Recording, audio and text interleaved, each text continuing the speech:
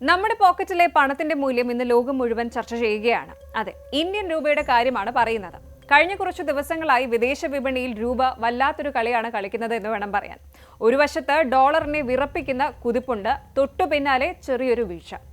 ഇത് വെറും അക്കങ്ങളിലെ കളി മാത്രമല്ല. ഇതിന് പിന്നിൽ അമേരിക്കൻ പ്രസിഡന്റ് ഡൊണാൾഡ് ട്രംപിന്റെ പുതിയ തീരുമാനങ്ങളും പശ്ചിമേഷ്യയിലെ യുദ്ധസമാനമായ സാഹചര്യങ്ങളും ഒക്കെയുണ്ട്. രൂപയുടെ മൂല്യം 89ലേക്ക് എത്തുമോ? സാധാരണക്കാരായ നമുക്ക് ഇതുകൊണ്ട് എന്ത് ഗുണമാണ് ഉള്ളത്? നമുക്ക് സിമ്പിളായിട്ടൊന്ന് നോക്കാം.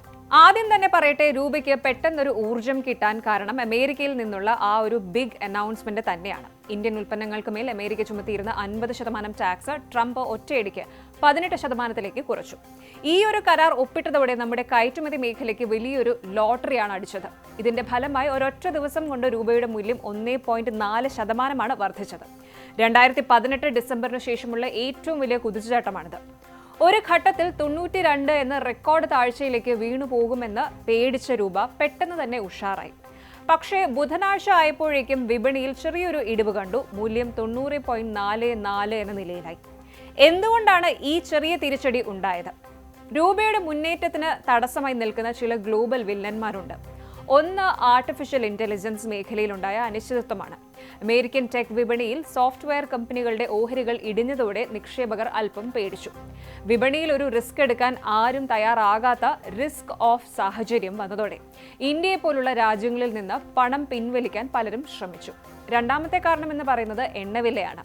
പശ്ചിമേഷ്യയിൽ അമേരിക്കയും ഇറാനും തമ്മിലുള്ള സംഘർഷം മുറുകുന്നത് ക്രൂഡ് ഓയിൽ വില വർദ്ധിപ്പിക്കുന്നുണ്ട്. ഇന്ത്യ ഭൂരിഭാഗം എണ്ണയും ഇറക്കുമതി ചെയ്യുന്ന രാജ്യമായതുകൊണ്ട് എണ്ണവില കൂടിയാൽ നമ്മുടെ രൂപയുടെ മൂല്യം ഇടിയാൻ സാധ്യതയുണ്ട്.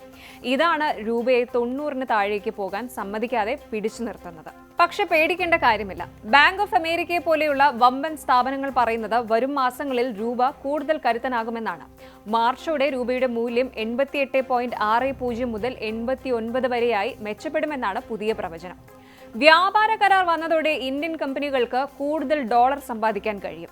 ഈ ഡോളറുകൾ അവർ രൂപയിലേക്ക് മാറ്റുമ്പോൾ വിപണിയിൽ രൂപയുടെ ഡിമാൻഡ് കൂടും. കൂടാതെ ജനുവരിയിൽ ഏകദേശം $4 ബില്യൺ വിദേശ നിക്ഷേപം ഇന്ത്യയിൽ നിന്ന് പിൻവലിക്കപ്പെട്ടിരുന്നു.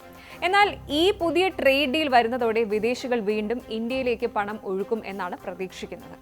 ഇതിനിടയിൽ നമ്മുടെ റിസർവ് ബാങ്കിന്റെ കയ്യിൽ ഒരു വജ്രായുധമുണ്ട്. ഇന്ത്യയുടെ വിദേശ നാണ്യ ശേഖരം ഇപ്പോൾ $709 ബില്യൺ എന്ന റെക്കോർഡ് നിലയിലാണ്. രൂപ വല്ലാതെ ഇടിയുമ്പോഴൊക്കെ RBI ഇടപെടാറുണ്ട്. എന്നാൽ ഇപ്പോൾ രൂപ ശക്തമാകുന്ന സാഹചര്യത്തിൽ RBI അമിതമായി ഇടപെടാൻ സാധ്യതയില്ല. കാരണം രൂപയുടെ മൂല്യം ഒരുപാട് കൂടിയാൽ അത് നമ്മുടെ IT കമ്പനികൾക്കും കയറ്റുമതിക്കാർക്കും അല്പം പാരയാകും. അതുകൊണ്ട് 89.50-നും 90.70-നും ഇടയിൽ രൂപയെ നിലനിർത്താനായിരിക്കും RBI ശ്രമിക്കുക. ഇനി ഇതൊക്കെ കേട്ടിട്ട് നമുക്കെന്താണ് ഗുണമെന്ന് ചോദിക്കുന്നവരുണ്ടാകും. അത് സിമ്പിളാണ്. രൂപ ശക്തമാകുമ്പോൾ നമ്മൾ വിദേശത്തു നിന്ന് വാങ്ങുന്ന സാധനങ്ങൾക്ക് വില കുറയും. Petrol, diesel, laptop, mobile phone എന്നിവയുടെ വിലയിൽ കുറവുണ്ടാകാൻ ഇത് സഹായിക്കും. ചുരുക്കത്തിൽ ഇപ്പോഴത്തെ ചെറിയ ചാഞ്ചാട്ടം താൽക്കാലികം മാത്രമാണ്. ദീർഘകാലാടിസ്ഥാനത്തിൽ നോക്കിയാൽ ഇന്ത്യൻ രൂപ കൂടുതൽ പവർഫുൾ ആകാൻ തന്നെയാണ് സാധ്യത. പശ്ചിമേഷ്യയിലെ പ്രശ്നങ്ങൾ ഒന്ന് തണുത്താൽ രൂപ 89 എന്ന നിലയിലേക്ക് കുതിക്കുന്നത് നമുക്ക് കാണാം. ഇന്ത്യൻ സമ്പദ് വ്യവസ്ഥ ഒരു വലിയ മാറ്റത്തിന്റെ പാതയിലാണ്. ഇന്ത്യൻ രൂപ ഇപ്പോൾ ഒരു വെയിറ്റ് ആൻഡ് വാച്ച് മോഡിലാണ് പോകുന്നത്. ട്രംപിന്റെ പുതിയ വ്യാപാര നയങ്ങൾ രൂപയ്ക്ക് ഒരു ചിറക് നൽകിയിട്ടുണ്ടെങ്കിലും ആഗോള വിപണിയിലെ കാറ്റും കോളും ആ ചിറകടിക്ക് ചെറിയ തടസ്സങ്ങൾ സൃഷ്ടിക്കുന്നുണ്ട്.